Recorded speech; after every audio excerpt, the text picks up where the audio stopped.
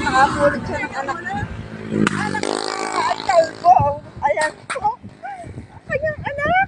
Anak ko ng kalbo. Oo, napulot po sa daan. Meron siyang miyang niya.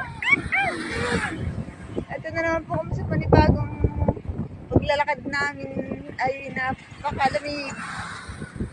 Ito po kami ngayon. Bukirin pa rin ang binagsakan dahil na Daisy nga. Natural. Bukirin. Ayan o. Kaya yung isa nag-iiwi ng kanyang anak. Anak niyang kalbo. Sino kaya magmamana ng kalbong anak niya? Ayan. Nakita niyo. Ang kanyang anak na kalbo.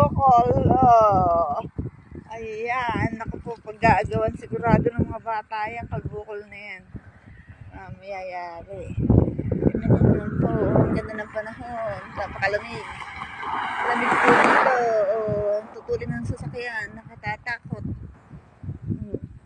Nilalakad namin para lang pawisan. Ayan po, panay po ang picture ng aming mag-exercise.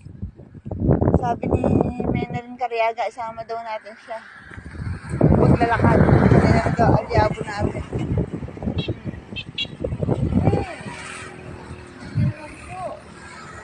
Nag-aalaga ng kanyang sanggol.